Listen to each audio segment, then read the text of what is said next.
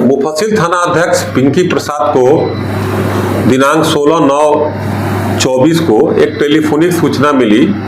कि हकीमाबाद की एक बच्ची जो बदरे आलम की है वो रात से गायब है। कुछ समय के बाद उसका शव खानपुर थाना अंतर्गत बरामद हुआ और उसके बाद विधिवत उसका पोस्टमार्टम कराने की प्रक्रिया प्रारंभ की गई। इसी क्रम में उस बच्ची के घर से जाने के दौरान जो सूचना मिली तो ये मिली कि 15/9/2024 की रात्रि से वो लड़की घर से गायब है। तो उसके आने जाने वाले मार्ग के दौरान एक कंपनी है जो पुल बना रही है, उसका सीसीटीवी फुटेज को देखा गया। सीसीटीवी फुटेज में लड़की जो है वो जाते हुए दिखाई दी और नदी के किनारे भी दिखाई दी। इससे स्पष्ट हो गया कि बच्ची जो है नदी में डूबी और उसके बाद वहां पर उसका शव प्राप्त हुआ। बच्ची के शरीर के पर कोई एक्सटर्नल इंजरी नहीं पाया गया और वहां जो स्टाफ है उनसे भी पूछताछ की गई तो जो परिस्थितिजन्य साक्ष्य प्राप्त हुआ और जो तथ्यात्मक साक्ष्य हुआ सीसीटीवी के आधार पर उस बच्ची के साथ कोई अप्रिय घटना या अप्रिय घटना की बात नहीं पाई गई। उसके बावजूद परिवारजनों के संदेह और संतुष्टि के लिए, चूंकि बच्ची 18 साल के नीचे की थी, हम लोग हर बिंदु पर विशेष मेडिकल बोर्ड गठित करा करके ये इसकी पोस्टमार्टम की प्रक्रिया की गई थी। जांच के दौरान में कोई साक्ष्य नहीं प्राप्त हुआ और तकनीकी जो साक्ष्य मिला उसमें भी प्राप्त नहीं हुआ। चिकित्सकों द्वारा जो मंतव्य दिया गया उसमें पाया गया है कि लड़की की मृत्यु डूबने के कारण हुई है, पानी में डूबने के कारण हुई है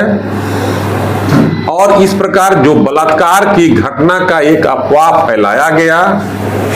इस तरह की कोई बात न पुलिस के अनुसंधान में प्राप्त हुई और न ही चिकित्सक विशेष गठित चिकित्सक बोर्ड के द्वारा ही पाई गई। इसी क्रम में जो मृतिका है, जो परिवार के हैं, वो गरीब हैं और ग्रामीण परिवेश में रहते हैं, तो उस मृत्यु के जो हुआ है उसके लिए जो विशेष प्रावधान मुआवजा का है उसको मुआवजा पुलिस के द्वारा अनुशंसा किया जाएगा, मुआवजा भी दिया जाएगा का प्रावधान। चूंकि उसकी बच्ची के मृत्यु डूबने के कारण हुई है उसके कारण हम लोग मुआवजा का प्रस्ताव भी देंगे। लेकिन इसी क्रम में जो गांव में पुलिस जब जांच करने गई और लोगों से, उनके परिजनों और लोगों से जब बात की तो मालूम चला कि इस बच्ची की मृत्यु को लेकर के और एक साजिश के तहत कुछ जनप्रतिनिधि और कुछ लोगों के द्वारा समस्तीपुर जिला में एक योजना के तहत पुलिस के विरुद्ध, प्रशासन के विरुद्ध और इस घटना को दूसरे रूप में बढ़ा चढ़ा करके प्रसारित करने की योजना थी और उस बच्ची का सहारा लिया गया। जबकि उसके गांव के लोग भी बताए कि उसमें जो मुख्य भूमिका अदा कर रहे थे उनका नाम पुलिस को बताए हैं और उनको चिन्हित किया गया है। इसी क्रम में पोस्टर और बैनर को लेकर के समस्तीपुर बाजार में भी और रोड जाम कल किया गया था और प्रयास किया गया था आम जनता को परेशान करने के लिए और एक ग्रुप के द्वारा बड़े स्तर पर एक योजना थी आम जनता को परेशान करना और समस्तीपुर जिला को इस कारण जो है एक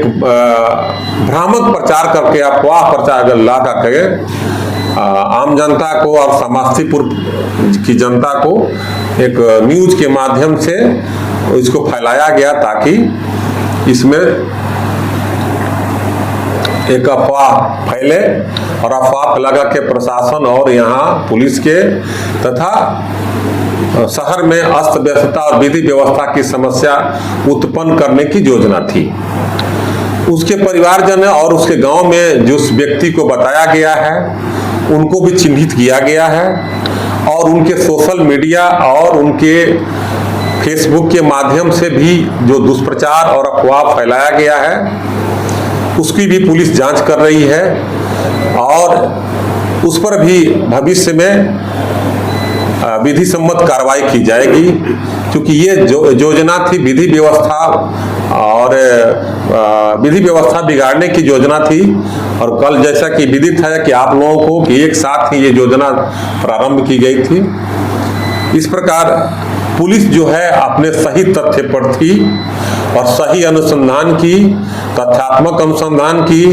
उनके परिवार के जन के द्वारा जो लिख के आवेदन दिया गया है उनके परिवार को भी दिग्भ्रमित करने के प्रयास किया गया, लेकिन वो लोग भी लिख के आवेदन जो दिए हैं कि मेरी बच्ची की मृत्यु डूबने से हुई है। इस प्रकार ये जो सनसनीखेज फैलाया गया और एक विंग द्वारा प्रायोजित ढंग से इस प्रकार को शहर की विधि व्यवस्था प्रशासन को बदनाम करने की योजना थी, उसको पुलिस के द्वारा पटाक्षेप किया गया। इसमें आप सभी भी उपस्थित थे। सड़क जाम मामले में कितने लोगों को हिरासत में लिया गया? सड़क जाम में 2 जगह सड़क जाम किया गया था, अन्य जगह भी जाम करने की योजना थी, लेकिन पुलिस के द्वारा जो त्वरित रूप से कार्रवाई की